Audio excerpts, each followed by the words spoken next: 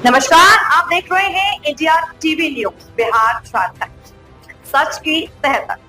मैं हूं संदली और आपके लिए लेकर आई हूं आज की सबसे बड़ी और बेबाक खबरें। केंद्रीय मंत्री जीतन राम मांझी ने कहा, बिहार में 160 हमारे एनडीए के उम्मीदवार जीतेंगे।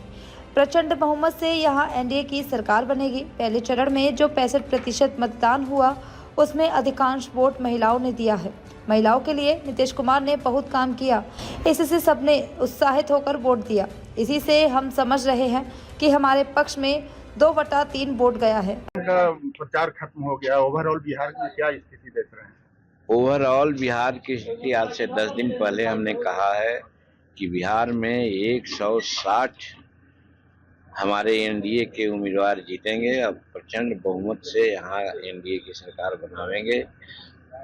फर्स्ट चरण में जो 65% हुआ मतदान, उसमें अधिकांश 70% महिलाएं ने ही दी है वोट। और महिला नीतीश कुमार जी के मुरीद हैं, क्योंकि महिलाओं के लिए नीतीश कुमार ने बहुत काफी किया, चाहे शिक्षा का हो, चाहे नौकरियों में आरक्षण का हो, या पुलिस में बहाली का हो। इस तरह फिर चाहे तो 10,000 रुपया प्रति महिला को देने की बात हो, या फिर बूढ़े बुजुर्गों को 111 रुपया पेंशन देने की बात हो। इस सब से एक ऐसा माहौल बना कि सब लोग उत्साहित होकर के वोट देना चाहे, और उसमें भी खास करके महिलाओं ने दिया है। तो महिलाओं का टर्न आउट जो हुआ है, इसी से हम लोग समझते हैं कि हम लोगों के पक्ष में 2/3 वोट गया है। आपकी पार्टी का स्ट्राइक रेट क्या होगा? आप 6 सीटों पर लड़ रहे हैं। देखिए, हम प्रेडिक्शन में विश्वास नहीं करते हैं। हम गीता की बात को मानते हैं कि कर्मण्येवाधिकारस्ते मा फलेषु कदाचन।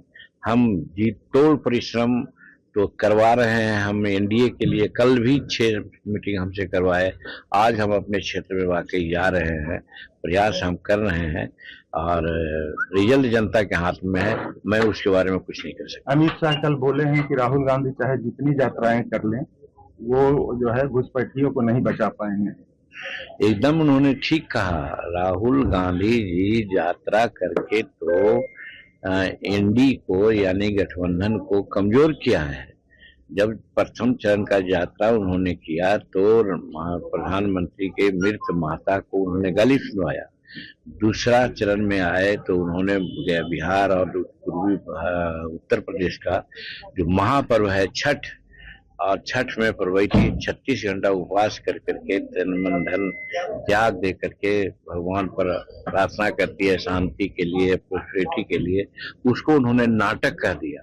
तो इससे जितना भी आस्थावान लोग हैं सब उनके विरोध चले गए हैं। तो इसलिए शाह जी उनके बारे में बोले हैं तो वो गलत नहीं। राहुल गांधी कल पूर्णिया में बोले हैं, फिर वोट चोरी का आरोप लगाए हैं पीएम मोदी, अमित शाह और ज्ञानेश कुमार पर। वो सब थेथराई कर रहे हैं। वोट चोरी का कहाँ मतलब है? कैसे वोट चोरी हो रहा है? वोट चोरी तो उन लोग कर रहे थे कि मरे हुए लोगों से भी वोट दिलवा रहे थे, और बाहर के जो हमारे यहाँ आकर के वोटर लिस्ट में नाम जुड़वा लिए हैं।